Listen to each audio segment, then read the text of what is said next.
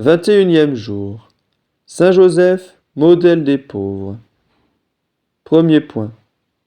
Il en a essuyé toutes les rigueurs. Joseph descendait à la vérité des rois de Juda, mais des revers avaient jeté sa famille dans l'infortune, et il n'avait point d'autre héritage, dit Bossuet, que ses mains, point d'autre ressource que son travail. C'est pour se procurer un moyen d'existence qu'il a pris l'état de charpentier. Son alliance avec Marie n'améliora point sa position. Elle avait éprouvé les mêmes revers dans la personne des mêmes ancêtres. Aussi voyez comme tout porte le cachet de la pauvreté dans l'humble maison de nouveaux époux de Nazareth.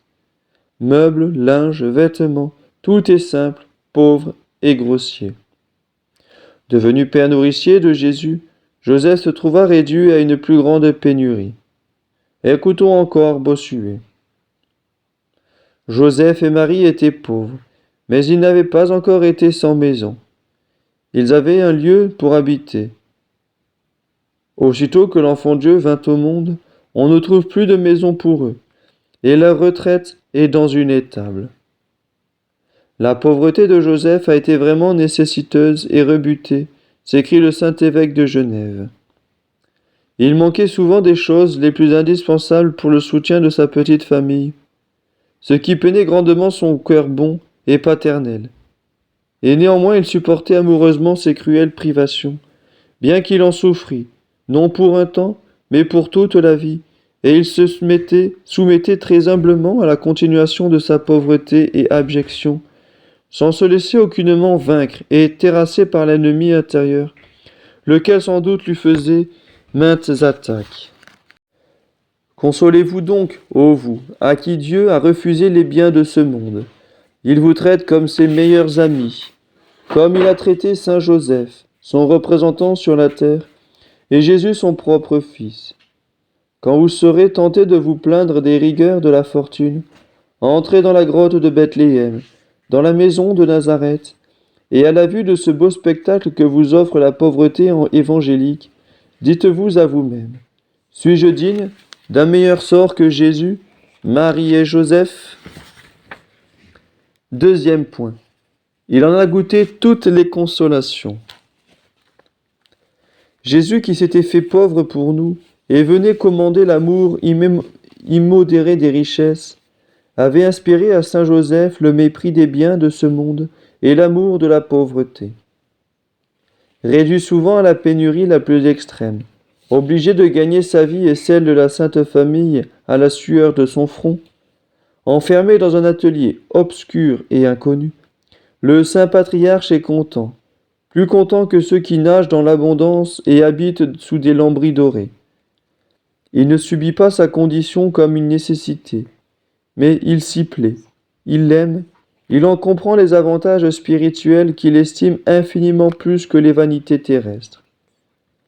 Oui, c'est un ami passionné de la sainte pauvreté, et il en a la vertu dans le cœur. Il possède tout, parce qu'il ne possède rien, selon la parole de saint Paul, et il reçoit le centuple promis à ceux qui sont détachés des biens de ce monde.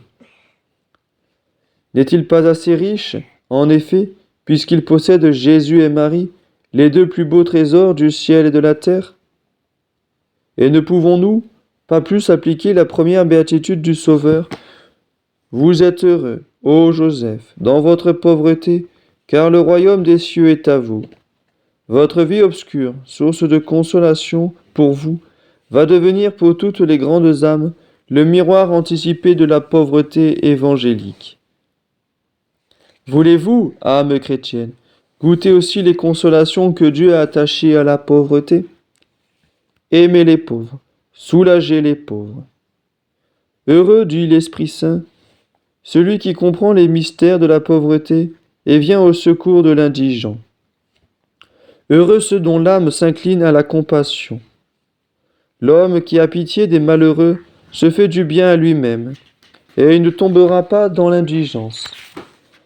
L'aumône efface les péchés et assure d'immenses trésors au ciel.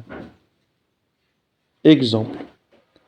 Faire l'aumône à un pauvre, surtout à un vieillard, pour honorer la pauvreté du patriarche saint Joseph, est une excellente pratique qui attire d'abondantes bénédictions. Un homme indifférent, incrédule, allait mourir. Il allait mourir le blasphème sur les lèvres, le désespoir dans le cœur. Sa femme, ange de piété, priait et pleurait auprès de lui. Un prêtre, ami de la famille, priait et pleurait aussi, et Dieu paraissait ne pas entendre. Cependant la mort arrivait à grands pas. « Allez vite, dit le ministre de la religion à l'épouse éplorée, allez chercher un pauvre et faites-lui l'aumône au nom de saint Joseph pour la conversion de votre mari. » Elle courut tout éperdue dans les rues, rencontra un vieillard couvert de haillons, lui donna une large aumône en lui disant de prier pour la conversion d'un pauvre pécheur qui était sur le point de mourir. Et en ce même moment, le malade avait pris la main du prêtre, l'avait baisé avec larmes et avait demandé son pardon. La conversion fut sincère et édifiante. Quelques heures après, cet homme entrait dans la gloire de Dieu, sauvé par l'aumône donnée au nom de saint Joseph et par la prière du pauvre, et son épouse, en pleurant, regardait le ciel, où elle avait la confiance de retrouver un jour cette âme chérie. Prière. Grand saint, qui avez été véritablement pauvre d'esprit et de cœur, vous qui avez partagé la pauvreté de Jésus, obtenez à vos serviteurs l'estime et l'amour d'un trésor dont vous avez connu tout le prix. Faites-leur comprendre ainsi aussi que l'amour et le soulagement des pauvres sont une source de bénédiction et un gage du salut éternel, ainsi soit-il.